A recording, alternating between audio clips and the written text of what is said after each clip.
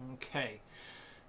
First thing I want to bring up here to make next week our last lesson of the month go as smooth as possible. If you can video record your entire final practice session for this stuff, that would be very, very helpful. This way we can get into the lesson and get rolling right away. Uh, One concern I do have is that when I give people new stuff, it is best that we do it in that lesson so I can see how things are going, make sure any bad technique can be corrected, and we go over exactly how things are supposed to go right there in the lesson itself. Okay? So that would be very helpful if you do that. And I know that you mentioned if you wanted to move forward doing lessons earlier, which I still cannot do.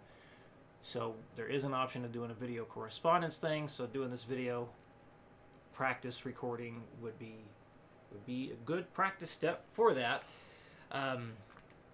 So that's what I'm asking for next week in order to just jump into the last 30 minutes coming up here and get the most out of it. So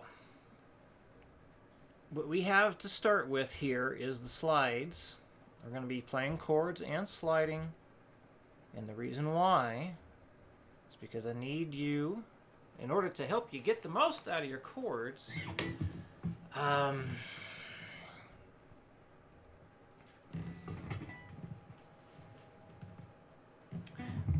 is when you change chords, as we talked about last night,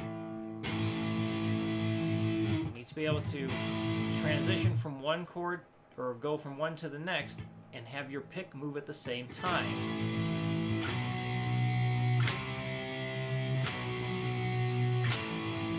See, when I go to move chords, it's the exact same time. They both arrive at the same spot. So when I go into the new chord, my pick strikes the strings at the same time. So it's not a matter of we don't move the fretting hands and then pick.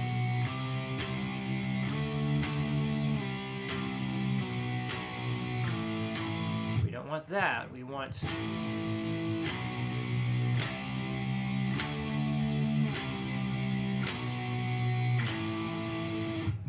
so what this new thing teaches is you're going to be sliding on beat number 3. So you're going to slide up on beat 3.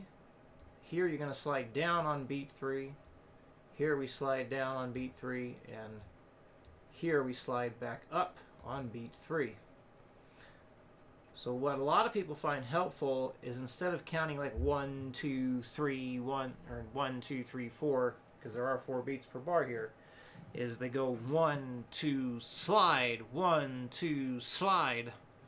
Because when they say slide, it reinforces the movement that you're trying to make. So, and then if you don't slide properly, you're not going to hear the chord ring out. So this is what we got: 60 beats per minute.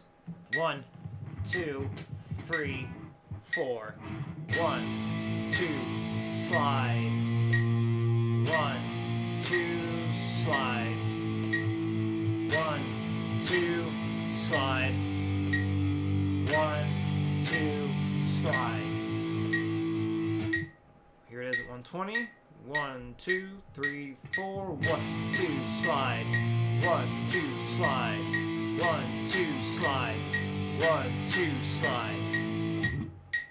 180. 1, 2, 1, 2, 3, 4. 1, 2, slide. 1, 2, slide. 1, 2, slide. And good old 240. 1, 2, 1, 2, 3, 4.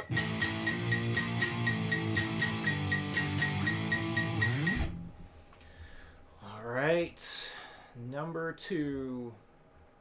So going a bit further with our finger and pick synchronization.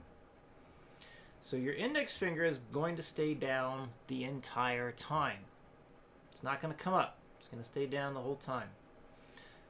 So I got the finger you're going to use each time we have a change. So I do have the first finger written multiple times even though we keep the index finger down the whole time, just to try and make it much more clear as to what's happening. So, when you go to put your fingers down, that ring finger is supposed to go down, the index finger just stays down behind it. This way, when you come back off, it's ready to go. I'm just getting my fingers out of the way here so you can see it a little bit easier.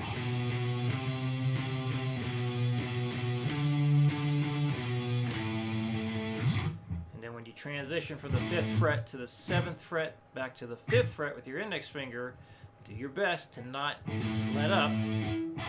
Don't do that. Don't do that. You want to have move up to that fret and pick at the same time.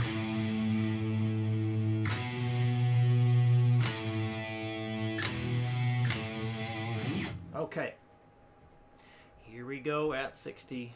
1, 2, 3, 4. 2, 3, 4. 1, 2, 3, 4. 1, 2, 3, 4. 1, 2, 3, 4. 1, 2, 3, 4. 1, 2, 3, 4. 1, 2, 3, 4. 1, 2, 3, 4. Done. All right, 120. 1, 2, 3, 4.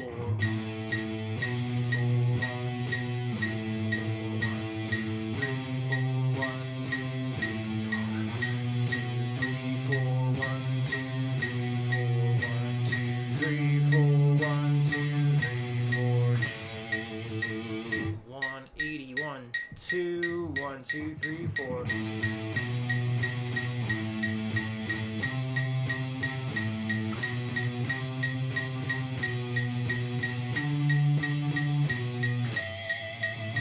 $240. 1, 2, 1, 2, 3, 4.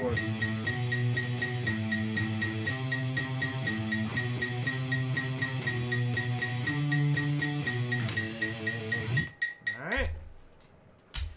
That is that. So if any questions come up, please let me know, and I'll see you again next week.